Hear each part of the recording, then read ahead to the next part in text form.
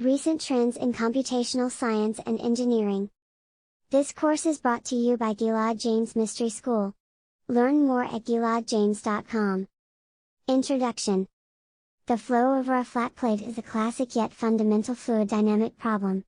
Although the flow boundaries appear to be simple, the resulting flow field depends greatly on the prescribed free stream conditions.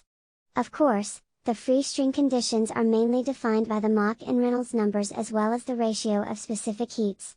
It is the ranges at which the free stream conditions are set that dictate the physics of the resulting flow field over the flat plate, and the complexities associated with it.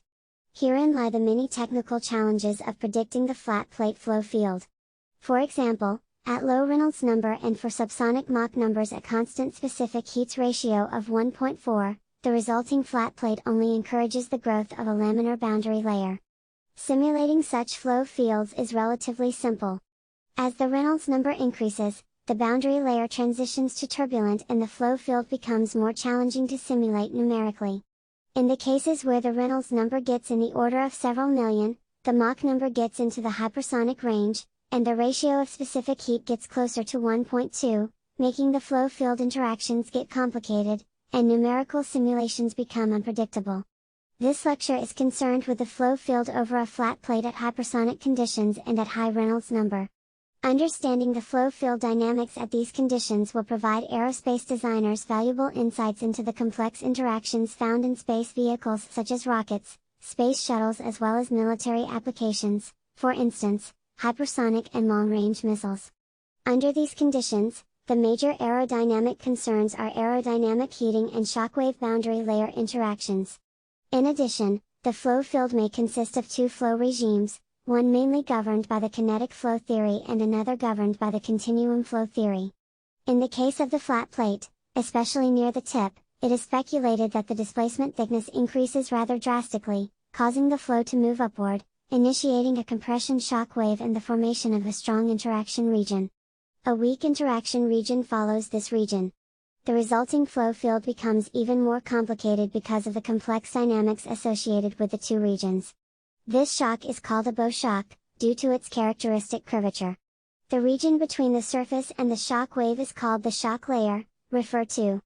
Further, the shock layer is divided into two sublayers, each dominated by either inviscid or viscous effect.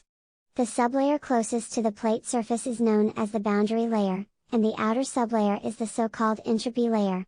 Typically, the boundary layer undergoes an important transition, usually from a laminar to a turbulent boundary layer. Sketch of the flat plate problem. Two regions can also characterize the flow along the plate, one near the leading edge and another further away. In the leading edge region, the viscous-inviscid interactions are very strong, and they affect both sublayers, the inviscid entropy and the viscous boundary sublayers.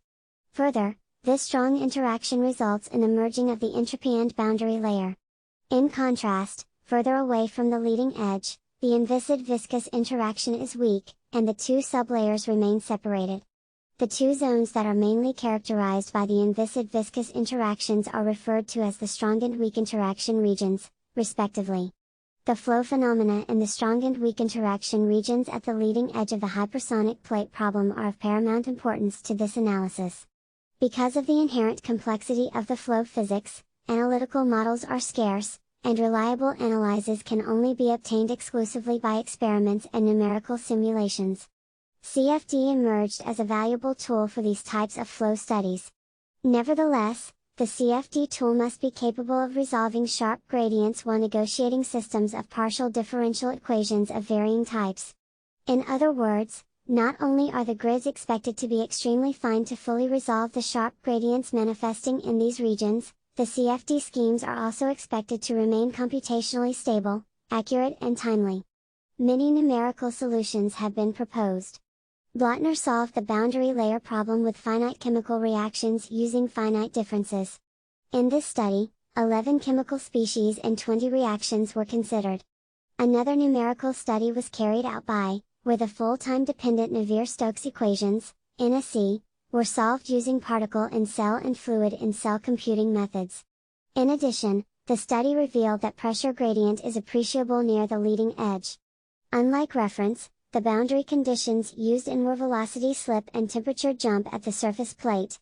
These types of boundary conditions are widely applied in rarefied hypersonic flows, which have been an active area of research.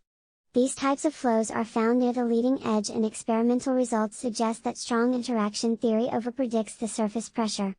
These discrepancies are attributed to the transition between continuum and free molecular flow.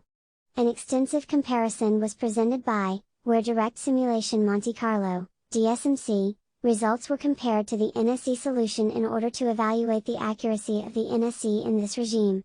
They concluded that including the slip conditions improved the predicted values on the surface properties. However, knowledge about the Knudsen layer is required to properly define the slip conditions at the surface. Although the Knudsen number is small in the free stream, its value is considerably high close the surface where density gradients are large. Under these scenarios, the continuum hypothesis of the NSE falls apart and the accuracy of the technique is no longer ensured. Furthermore, the numerical implementation of such boundary conditions requires further simplifications and assumptions. For example, the tangential and energy accommodation factors affect the CFD solutions. Tangential accommodation values of 0.5 seem to provide accurate results near the leading edge, whereas values between 0.75 and 1.0 yield the best agreement further along the plate. The same author in another publication claimed that the difficulty of defining these slip conditions is in determining the correct values for the coefficients mentioned above and other empirical terms required for the implementation. The major objective of this course lecture is to numerically solve the hypersonic flow over a flat plate problem with a novel numerical method called Integro Differential Scheme IDS. This study ignores the slip and jump boundary conditions introduced by and directly prescribes the boundary conditions applicable to the continuum flow theory. Based on the literature review presented above, the authors of this lecture suggested that the slip and jump conditions are more appropriate for use with the Burnett equations.